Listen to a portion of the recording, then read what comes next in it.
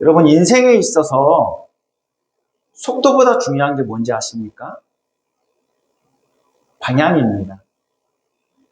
방향이 잘못되면 얼마든지 열심히 수고하고 노력했지만 그 열심히 수고하고 노력한 만큼 목표점과 멀어질 수밖에 없습니다.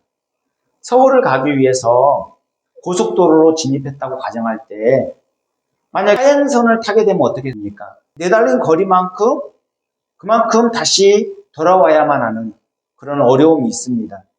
그러면 내가 어떤 존재이고 무엇을 향해 달려야 하는지 정체성과 목표를 분명히 잡는 것이 중요하죠. 그걸 놓쳐버리면 열심히 성실하게 살았음에도 불구하고 후회할 일만 잔뜩 남게 될 것입니다. 그래서 성경은 본질에 충실하면서도 우리의 삶의 가치를 어디에 두어야 하는지 그 가르침을 분명하게 제시하고 있습니다. 이 선한 사마리아인의 비유는 교회를 다닌 사람이라면 누구나 한 번쯤 익히 들어서 알고 있는 내용이에요. 이 비유는 강도 만나 죽어가는 사람을 치료해 준 사람이 선한 사마리아인이라는 것을 분명히 말씀하고 있죠. 하나님을 섬긴다고 하는 이 제사장, 또 성전에서 봉사하는 레위인, 우리는 보면 제사장이나 레위인이 그 강도 만난 자를 도와줄 것만 같았는데 그들이 아니라 오히려 유대인들이 그토록 경멸하는 이 사마리아인이 그를 도와주고 사랑과 온정을 베풀었습니다. 이 비유를 통해서 율법의 1.1회까지도 문자 그대로 지키려고 했던 형식적인 종교인들의 민낯을 그대로 보여주고 있습니다. 반면에 사마리아인은 조건 없이 자비를 베풀었습니다. 예수님께서 왜 이 비유를 말씀하시는지 그 의도를 분명히 알아야 할 것입니다. 성경에 뭐라고 쓰여 있고 그렇게 살고 있는지 우리에게 묻고 있는 거예요. 우리의 삶의 의미와 목적을 잃어버리게 되면 얼마든지 본질에 어긋난 채 세월만 허송하게 될 것입니다. 그래서 결국 하나님 앞에 섰을 때 책망을 받을 수밖에 없겠죠. 저와 여러분 모두 오늘 주시는 말씀을 통해서 자신의 삶을 점검할 뿐만 아니라 하나님의 자녀로서 본질에 충실한 삶을 살아가면 좋겠습니다. 오늘 본문은 어떤 율법사가 예수님을 시험하여 질문하는 것으로부터 시작됩니다. 이 율법사가 예수님께 뭐라고 질문을 했냐면, 선생님, 내가 무엇을 해야 영생을 얻으리이까? 이렇게 질문을 하고 있습니다. 물론 이 질문은 잘못된 질문이죠. 영생은 뭐 어떤 사람의 공로나 어떤 행위에 의해서 얻어지는 게 아니죠. 그런데 율법사는 율법을 지킴으로 말미암아 자신이 이렇게 선한 일, 착한 일을 많이 하게 되면 그것으로 인해서 영생을 얻는 걸로 착각하여서 내가 무엇을 해야 영생을 얻으리이까? 이렇게 질문을 하고 있는 것입니다. 이때 예수님께서는 선한 사마리아인의 비유를 들어서 하나님 사랑과 이웃 사랑을 어떻게 실천해야 될지 명확하게 가르쳐 주셨습니다. 예수님께서는 율법 교사의 질문에 율법에 무엇이라 기록되었느냐, 또 내가 어떻게 있느냐 이렇게 말씀하고 있죠. 그러니까 한마디로 성경에 뭐라고 써 있느냐, 그 성경대로 네가 살고 있느냐 이것을 되묻고 있는 거예요. 율법 교사는 스스로 어렵다고 생각하였고 성경 박사였기 때문에 그냥 외운 대로 그대로 자신 있게 성경 말씀을 인용하여 예수님께 대답하였습니다. 본문 27절에 대답하이르되 내 마음을 다하며 목숨을 다하며 힘을 다하며 뜻을 다하여 주 너의 하나님을 사랑하고 또한 내 이웃을 내 자신같이 사랑하라 하였나이다. 율법교사가 성경에 나와 있는 답을 정확하게 얘기했습니다. 율법교사는 신명기 6장 5절 말씀을 인용해서 하나님 사랑에 대한 명령을 이야기했죠. 너는 마음을 다하고 뜻을 다하고 힘을 다하여 내 하나님 여호와를 사랑하라 이렇게 대답하였습니다. 그리고 이웃사랑에 대한 명령도 레위기 19장 18절 말씀을 인용하여 원수를 갚지 말고 동포를 원망하지 말며 내 이웃 사랑하기를 내 자신과 같이 사랑하라. 나는 여호와이니라. 이렇게 인용하여 말씀하였습니다. 율법교사는 성경에 명시된 그 답을 정확하게 이야기하였습니다. 그 머릿속에 성경에 대한 지식들이 아주 가득 차 있었고 율법을 문자적으로 지키려고 애를 써왔기 때문에 예수님의 질문에 대해서 율법교사는 그냥 조금도 지체함 없이 그렇게 답을 할 수 있었던 것이죠. 그런데 그 안에 사랑이 없었어요. 그래서 본질에 어긋난 형식적인 종교 생활을 하고 있었던 것이죠. 이 율법교사는 답을 다 알고 있었고 그렇게 문자적으로 율법을 지키려고 하고 있었지만 정작 사랑이 없는 그 알맹이가 쏙 빠져있는 형식적인 종교 생활을 하고 있었던 것입니다. 그래서 예수님께서 내 대답이 옳도다. 이를 행하라. 그러면 살리라. 이렇게 예수님께서 말씀하셨습니다. 하나님의 말씀을 많이 알면서도 지켜 행하지 않으면 영적인 가분수가 될 수 있습니다. 신학 공부를 많이 하고 성경 지식이 가득하고 신앙 경력이 오래되었고 그렇게 자기 스펙이 화려하다 할지라도 그것이 우리의 신앙을 대변해 주지 않아요.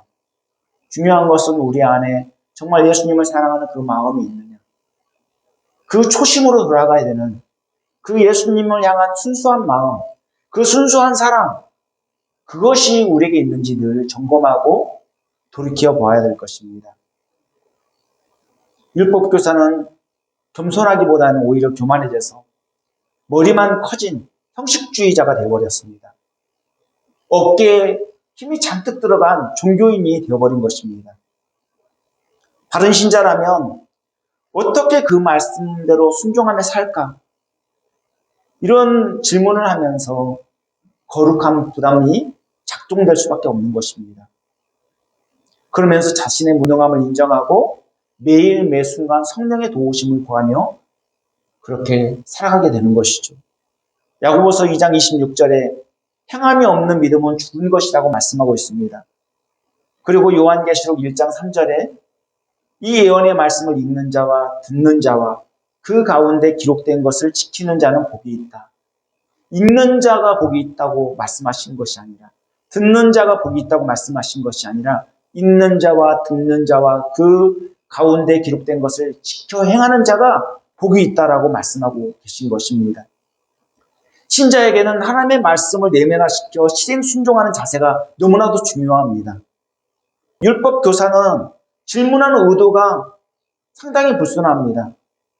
내가 무엇을 하여야 영생을 얻으리까? 라고 질문하고 있죠. 이 질문을 보면 뭔가를 해서 영생을 얻는 것으로 그렇게 착각하고 있는 것입니다.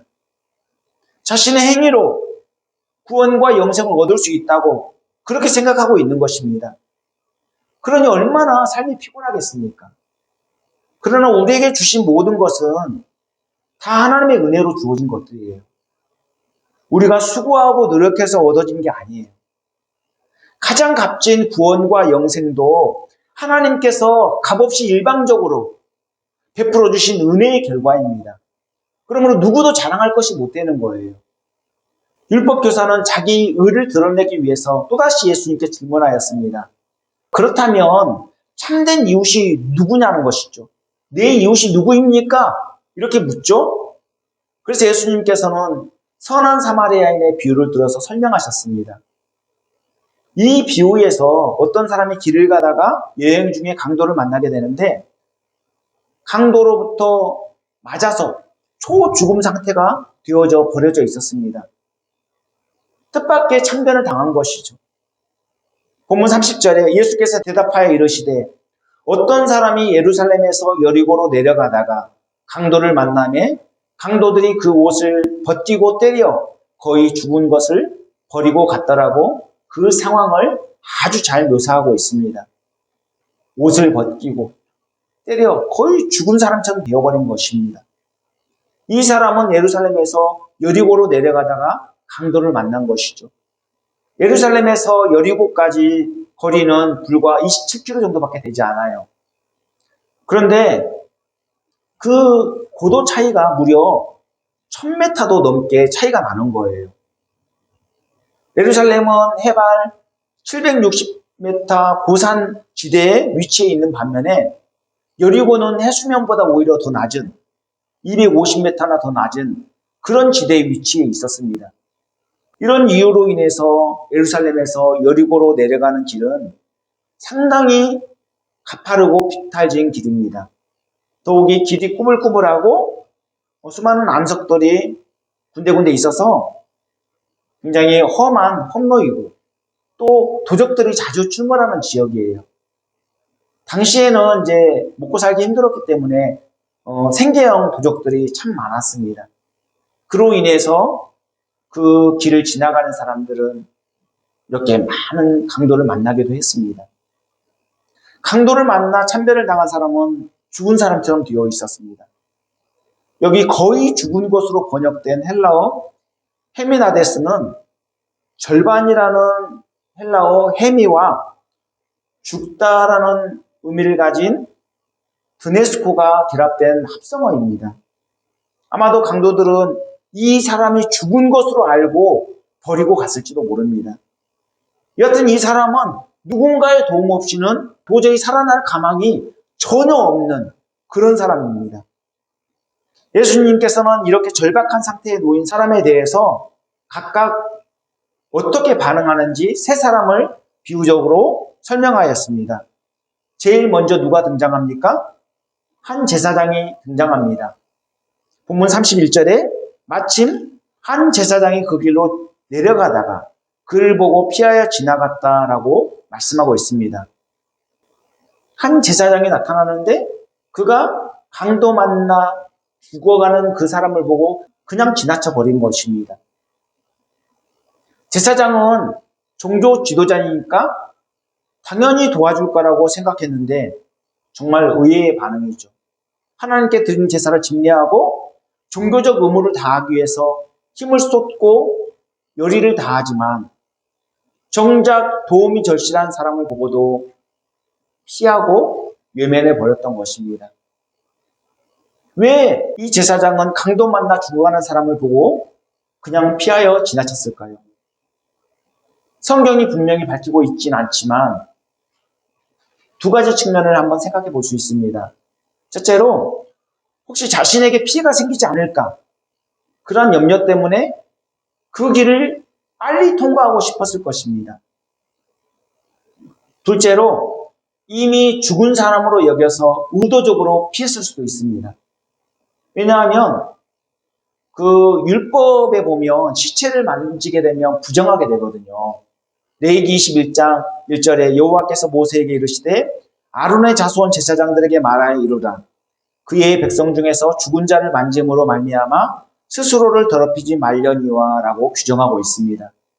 어떤 이유에서든 제사장의 행동은 결코 정당화될 수 없습니다. 제사장은 강도 만난 사람이 죽었는지 살았는지 생사 여부도 확인하지 않은 채 제 갈 길을 간 것입니다. 더욱이 종교 지도자로서 누구보다도 본을 보여야 될 위치에 있었기 때문에 그 책임이 더욱더 크다고 할 수 있죠. 우리도 본문에 나오는 제사장처럼 말씀에 어긋난 삶을 살 때가 많습니다. 우리의 도움이 절실한 사람이 곁에 있고 얼마든지 도와줄 수 있는 그런 힘과 그런 여력이 됩니다. 그럼에도 불구하고 자신의 처지를 살피고 이익타산을 따질 때가 참 많습니다. 내가 조금만 도와주면 그 사람은 엄청난 큰 힘을 얻을 수 있는데 그것을 외면해 버릴 때가 많이 있죠. 하나님께서 우리에게 어떤 시간과 물질, 우리에게 주신 모든 것은 우리만 쓰라고, 우리만 누리라고 주신 게 아니에요. 스스로의 힘으로 살아갈 수 없는 그 사람들을 돌보고 그 사람들에게 자비를 베풀으라고 그렇게 그런 은혜를 주신 건 아니겠습니까? 세상에서도 뭐 이렇게 제도적으로 그것을 제재하기 위해서 사마리아인 법을 만들었습니다. 이 법은 자신에게 특별한 위험이 발생하지 않았음에도 불구하고 공경에 처한 사람을 구해주지 않아 그 행위에 대해서 처벌하는 법입니다. 위급한 상황에서 법적 책임을 지워서 도덕적 의무를 다하게 함으로써 생명을 구하고 피해를 최소화하려는 그러한 의도에서 만들어진 법입니다. 우리나라에서는 지난 2000년 프로야구 경기 중에 롯데 선수 출신이었던 그 임수혁 선수가 갑자기 심장마비로 쓰러졌잖아요. 근데 아무도 응급처치를 취해주지 않아서 식물인간이 되어버렸습니다. 그래서 그것을 계기로 해서 이 법안이 발의된 것입니다. 세상 법이 이러하다면 그와 비교할 수조차 없는 상위법인 하나님의 법을 우리가 어떻게 생각해야 될까요? 더욱더 마음에 새기고 하나님의 뜻대로 살고자 늘 은혜를 간구해야 될 것 아니겠습니까?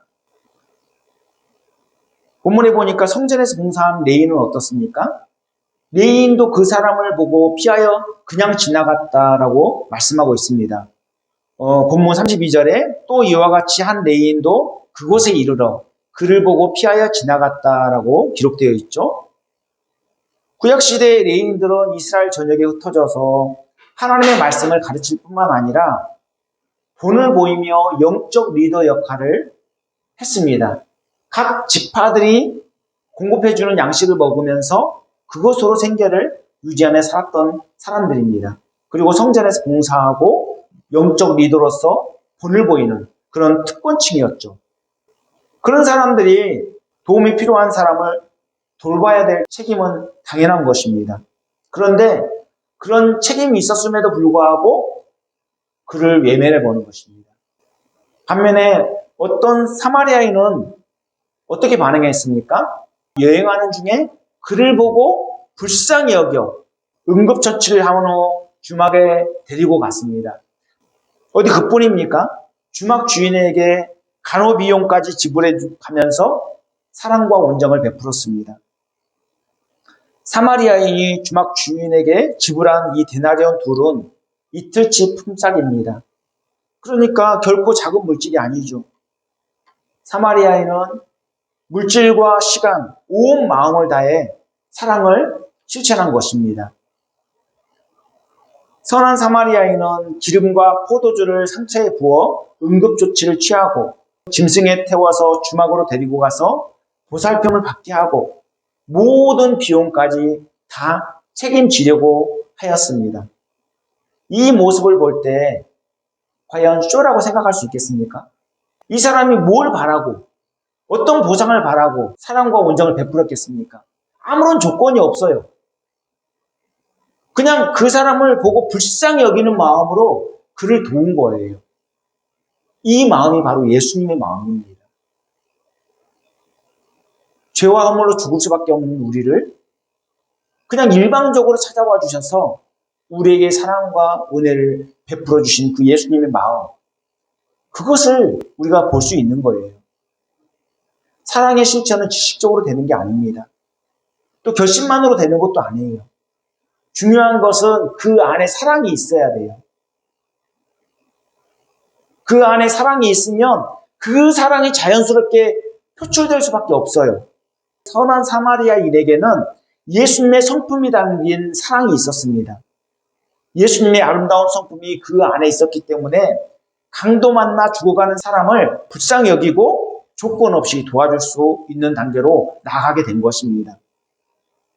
성경 박사고 율법을 엄격하게 지키고 또 성전 봉사를 하고 하나님과 가깝다고 여기는 이 제사장과 레위인은 강도 만나 죽어가는 사람을 외면한 반면에 사마리아인은 자비를 베풀었습니다. 이것은 당시 문화권에서는 엄청난 충격이에요. 왜냐하면 당시 사마리아인은 유대인들이 무시하는 경멸의 대상이었기 때문에 그렇습니다. 상종조차 하지 않으려고 해요. 지금도 유대인들은 어떻게든 피하고 싶어하고 그를 업신여겨요. 사마리아인이 생겨나게 된 배경은 주전 600년대로 거슬러 올라갑니다. 아수르는 주전 722년에 북이스라엘을 침공하여 속국으로 만들어버렸습니다.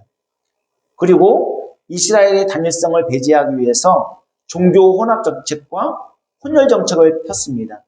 그래서 아수르인을 사마리아로 보내서 결혼하게 하고 또 사마리아에 살고 있는 사람을 아수르 지역으로 이렇게 이주시켜서 그렇게 강제 결혼하게 만드는 거예요. 그렇게 정체성을 완전히 흐려버리는 것이죠. 그래서 혼혈로 태어난 후손들은 신약에 이르러 사마리아인이라는 이름으로 불리게 된 것입니다. 이러한 이유로 정통 유대인들은 사마리아인들을 무시하고 경멸했던 것입니다. 예수님께서는 당시 율법 교사와 종교 지도자들의 잘못된 행태를 너무도 잘 알고 계셨어요. 그래서 그들의 잘못을 스스로 깨닫게 하시려고 선한 사마리아인의 비유를 들어서 그렇게 내 이웃이 누구인지에 대해서 설명하고 있는 것입니다. 회칠한 무덤처럼 외식하는 바리새인과 서기관들, 그리고 사람들에게 존경받고 싶어하는 이 종교 지도자들의 정곡을 찌른 것입니다. 특히 본문 35절에 이제 보면 그 이튿날 그가 주막 주인에게 데나리온 둘을 내어주며 이르되 이 사람을 돌보아 두라. 비용이 더 들면 내가 돌아올 때 갚으리라고 말씀하고 있는데요. 이 말씀은 예수님의 재림을 예표적으로 보여주는 말씀입니다. 하나님께서는 조건 없이 베푼 호의를 반드시 기억하십니다. 물론 보상을 기대하고 다른 사람을 돌보거나 호의를 베풀어서는 안 되죠. 하지만 하나님께서는 반드시 보상을 약속하고 계세요. 그러므로 기회 있을 때 부지런히 선을 행하시기 바랍니다. 하나님께서는 그 선한 일, 착한 일, 하나님이 기뻐하시는 일을 했을 때 반드시 그것을 기억하시고 그것을 칭찬하십니다. 예수님께서는 내 생각에는 이 세 사람 중에 누가 강도 만난 자의 진정한 이웃이 되겠느냐 이렇게 물으셨습니다. 그러면서 너도 이와 같이 하라고 명령하십니다. 율법교사는 내 이웃이 누구인지 이렇게 질문했다면 예수님은 이 세 사람 중에 누가 강도 만난 자의 진정한 이웃이냐? 관점이 달라요. 율법교사는 내 중심적으로 질문했다면 예수님은 강도 만난 자 중심으로 되묻고 계시는 것입니다. 강도 만난 자의 이웃이 우리가 되어야 된다는 것이죠.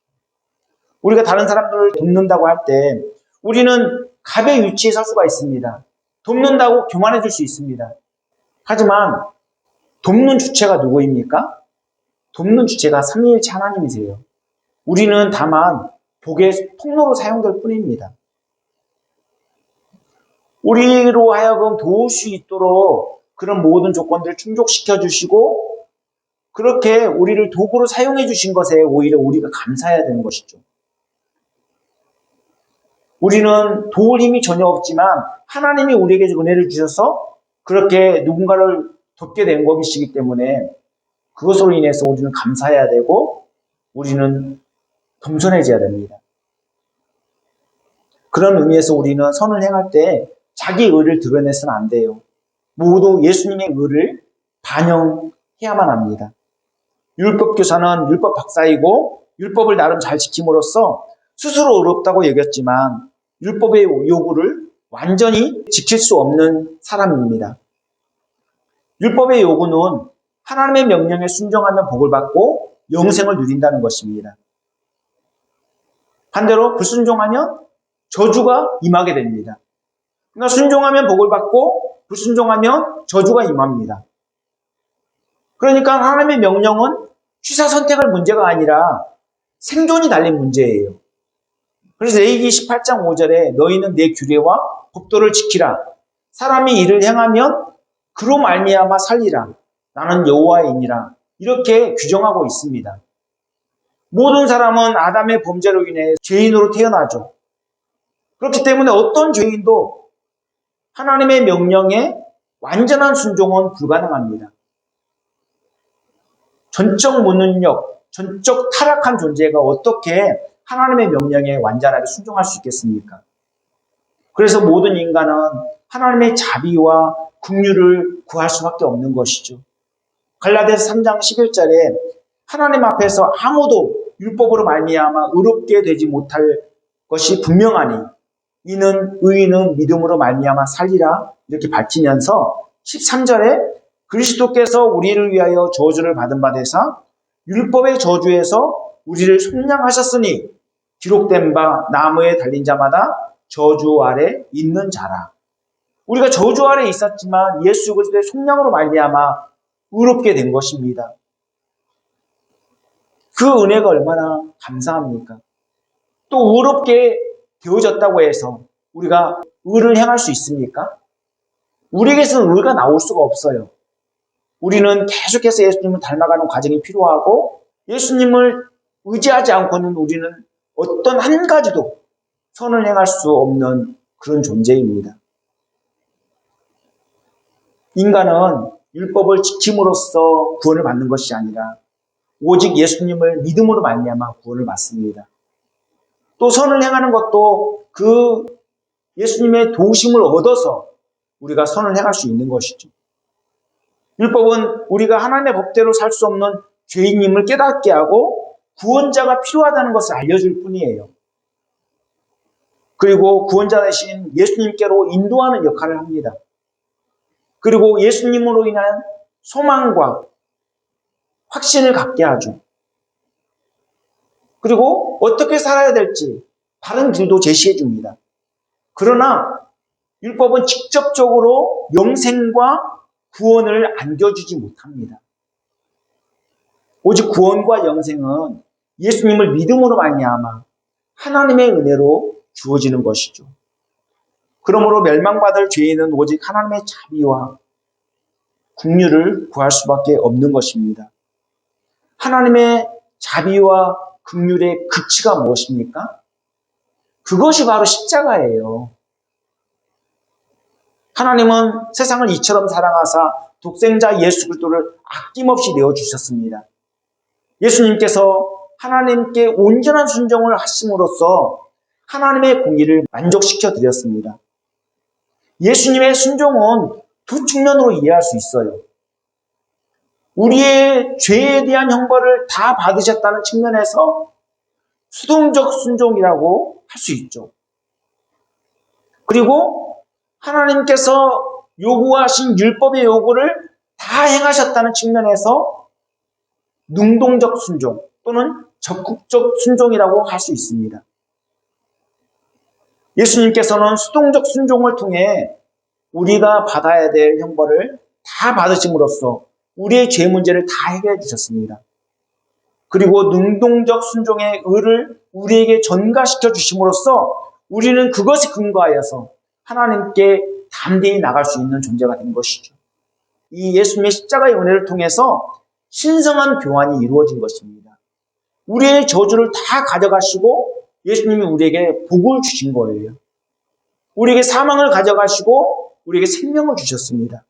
이처럼 예수님을 구주로 영접하면 우리의 죄가 예수님께 다 전가되고 예수님의 온전한 의가 우리에게 다 전가되는 것입니다.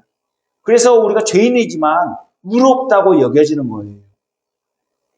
우리의 죄로 얼룩진 그 냄새나는 옷을 예수님께서 다 벗겨주시고 예수님의 그 의로운 의의 옷을 우리에게 입혀주셔서 우리가 예수님의 의로 말미암아 의롭다고 여겨지는 것이죠.